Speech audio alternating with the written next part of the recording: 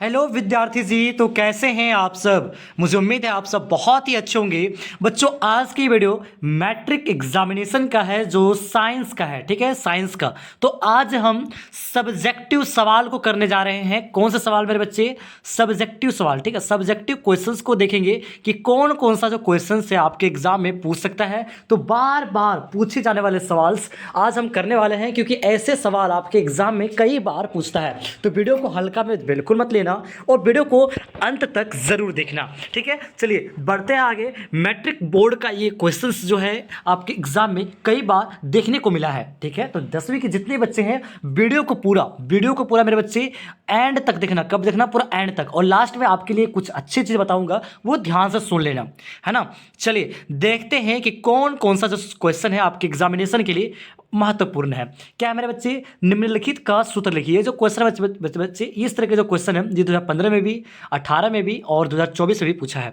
कौन सा क्वेश्चन है? साधारण नमक का आपको फॉर्मूला लिखना है, विझा हुआ चूना का लिखना है और विरंजक चूर्ण का लिखना है। ठीक है, तो देखिए यहाँ पे साधारण नमक का क्या हो जाएगा मेरे बच्चे? NaCl। ठीक है, NaCl सोडियम क्लोराइड। बुझा हुआ चूना क्या हो जाएगा? CaOH2 और CaCl2 हो जाएगा आपका विरंजक चूर्ण का। ये आप लोग याद कर लेना। ठीक है, अगला सवाल है हमारा, बहुत ही अच्छे तरीके से समझाने का प्रयास करते हैं हम। क्या क्वेश्चन कह रहा है?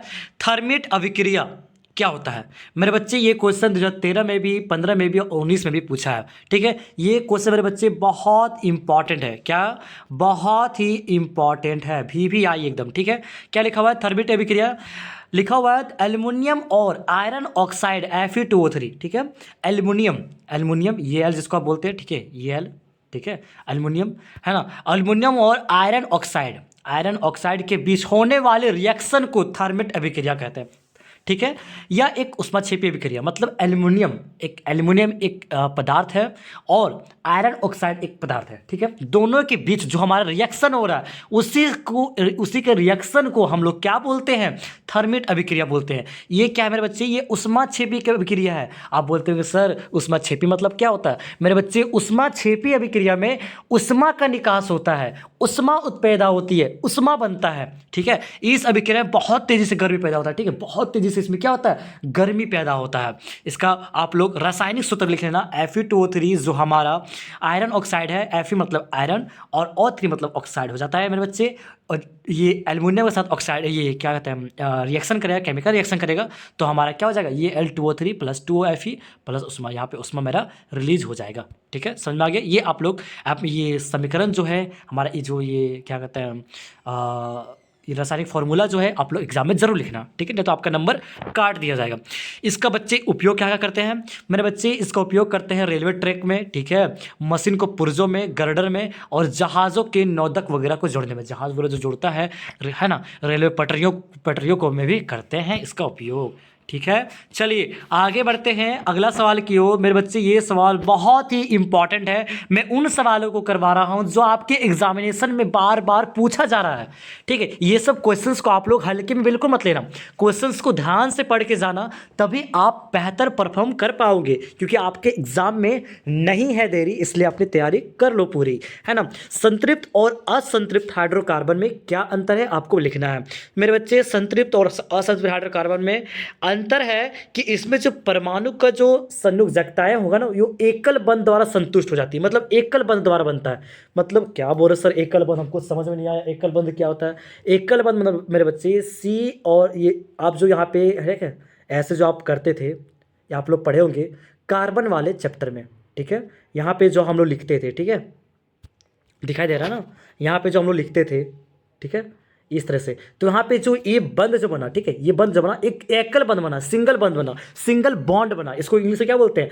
सिंगल बॉन्ड बना। ठीक है, तो जो कार्बन कार्बन के बीच है ना, कार्बन कार्बन के बीच सिंगल बॉन्ड बन रहा है, सिंगल बॉन्ड, उसको बोलते हैं एकल बंध, यानी सिंगल बॉन्ड बोलते हैं।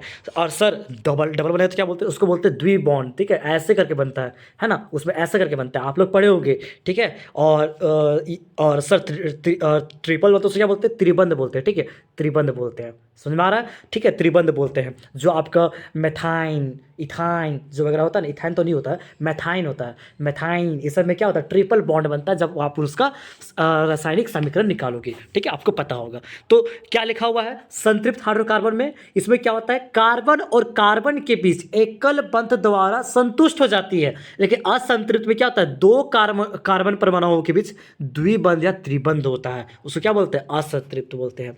संतृप्त हाइड्रोकार्बन कम अभिक्रियाशील होता है, जल्दी रिएक्ट नहीं कर पाता है, और असंतृप्त बहुत ज़्यादा अभिक्रियाशील होता है, ठीक है। आप लोग आपको इसका जो सामान्य सूत्र होता है, इसमें इसका सामान्य सूत्र होता है CnH2n+2, ठीक है, CnH2n+2। एल्केन क्या होता है, एल्केन, जिसका n इक्वल टू क्या होता है 1 2 3 होता है। लेकिन द्विबंध और त्रिबंध में क्या होता है, एल्किन और एल्काइन होता है। क्या होता है मेरे बच्चे, एल्किन और एल्काइन होता है। एल्किन का सूत्र ये हुआ, एल्काइन का सूत्र ये हो गया, ठीक है, एल्काइन का सूत्र ये हो गया, ठीक है। इसको इसे एल्केन कहते हैं, जो मैंने अभी बताया, इसको एल्केन कहते हैं। इसमें द्विबंध वाले को एल्किन कहते हैं और त्रिबंध वाले को एल्काइन कहते हैं। इसमें प्रथम सदस्य जो मेरे बच्चे होता है वो होता है क्या, मैथेन, है ना, और द्विबंध का प्रत्येक सदस्य एथिन होता है और त्रिबंध का प्रथम सदस्य एथाइन होता है, ठीक है, एथाइन होता है, ठीक है। चलिए आगे बढ़ते हैं। समजात अंग क्या होते हैं, समजात अंग क्या होता है, ये भी मोस्ट इंपॉर्टेंट क्वेश्चन है। क्या लिखा हुआ है, जिन अंगों की रचना और उत्पत्ति एक जैसी होती है, ठीक है। क्वेश्चन कह रहा है जिस अंग का उत्पत्ति और रचना मतलब बनावट एक जैसा होता है, लेकिन उसके काम क्या होते हैं, अलग अलग होते हैं, उसे क्या बोलते हैं, समजात अंग बोलते हैं, ठीक है। कह रहा है कि इस बात का प्रमाण है, समजात अंगों का इस बात का प्रमाण है कि जीवों का विकास का एक ही पूर्वज से हुआ होगा। एग्जाम्पल के रूप में चमगादड़ के पंख, ठीक है, चमगादड़ के पंख, पक्षियों के पंख, ये सब क्या होता है, बनावट एक जैसा होता है, लेकिन काम क्या होता है, अलग होता है ना। मेढक के अग्रपाद और मोल के अग्रपाद। अगला सवाल है हमारा, प्रत्यावर्ती धारा क्या होता है, ठीक है।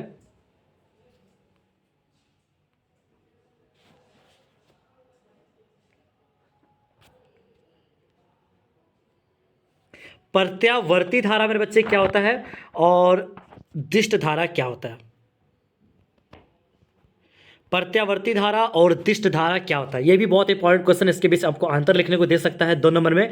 प्रत्यावर्ती धारा होता है मेरे बच्चे कि जो आपका टाइम फिक्स होगा, ठीक है, निश्चित समय होगा, उसके बाद क्या होगा, अपने दिशा में वो बदल देगा, ठीक है। और दिष्ट धारा एक ही दिशा में हमेशा प्रवाहित होता है, ठीक है, एक ही दिशा में प्रवाहित होगा, जिसको आप लोग क्या बोलते हैं, AC करंट और DC करंट, अल्टरनेटिंग करंट और डायरेक्ट करंट, है ना। प्रत्यावर्ती धारा जो होता है एक ही दिशा में करंट फ्लो करता है, लेकिन प्रत्यावर्ती धारा एक ही दिशा बदल देता है, दिशा बदल देता है, लेकिन दिष्ट धारा में क्या होता है, एक ही दिशा में प्रवाहित होता है, हमेशा एक ही डायरेक्शन में प्रवाहित होता है, दिशा नहीं बदलेगा। समझ में आ गया। बेकिंग सोडा का सूत्र और उसके उपयोग को भी लिखें। आपको समझ में आ रहा है या नहीं, आप लोग फटाफट कमेंट बॉक्स में लिखना, ठीक है। बेकिंग सोडा का सूत्र और उसके उपयोग को भी लिखें। बच्चों वीडियो आप लोग ध्यान से देखो, आप लोग ध्यान नहीं दे रहे हो, ठीक है, इधर उधर आप लोग देख रहे हो, मुझे पता है।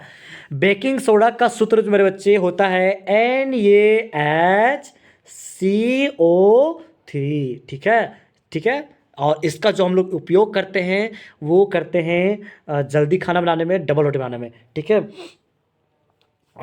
सोडियम कार्बोनेट इसका फॉर्मूला होता है, ठीक है।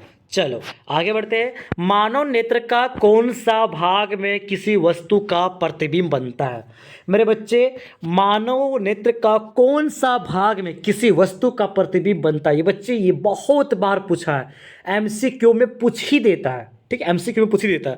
तो ये क्वेश्चन का आंसर आपको कमेंट बॉक्स में लिखना है। हम देखना चाहते हैं आप लोग कितने बच्चे जवाब इसका दे पाते हो। बहुत ही आसान सा सवाल है, कह रहा है। और दूसरा क्वेश्चन है, तांबे और जस्ते का मिश्र धातु क्या, ये भी आपको, हाँ हाँ तो मेरे बच्चे, तांबे और जस्ते का मिश्र धातु क्या है, इसका आप लोग कमेंट बॉक्स में जवाब बताओ, ठीक है। ये दोनों सवाल का आंसर आपको कमेंट बॉक्स में करना, बहुत ही आसान सा सवाल है। फटाफट कमेंट बॉक्स में इसका दोनों सवाल को, 7 नंबर सवाल और 8 नंबर सवाल का आपको आंसर लिखना है, ठीक है। अगले क्वेश्चन की ओर बढ़ते हैं। ये क्वेश्चन मेरे बच्चे आपको इंस्टाग्राम बनाना है, ठीक है। इंस्टाग्राम आपको बना के भेजना। देखते हैं ये क्वेश्चन आप लोग कितना बच्चे बना सकते हैं, क्योंकि ये जो क्वेश्चन है 2020 में पूछा था। क्या क्वेश्चन है, चलिए जल्दी पढ़ते हैं। 10 सेंटीमीटर लंबाई का कोई बिंब 40 सेंटीमीटर वक्रता त्रिज्या के किसी अवतल दर्पण के सामने 36 सेंटीमीटर की दूरी पर रखा गया है, तो प्रतिबिंब की स्थिति, प्रकृति और साइज ज्ञात कीजिए। मतलब कोई कह रहा है कि 10 सेंटीमीटर लंबाई का कोई बिंब है जो 40 सेंटीमीटर वक्रता त्रिज्या के किसी अवतल दर्पण के सामने 36 सेंटीमीटर की दूरी पर रखा गया। अवतल दर्पण सामने कितना, 36 सेंटीमीटर की दूरी पर रखा गया, तो प्रतिबिंब का स्थिति कहाँ पे है, प्रकृति कैसा और साइज क्या है, आपको कमेंट बॉक्स में, सॉरी आपको इंस्टाग्राम में बताना है। इंस्टाग्राम आपको आप मुझे बना के सॉल्व करके आप मुझे आंसर दे देना, ठीक है। इंस्टाग्राम को यहाँ पे आईडी मेंशन किया हुआ है।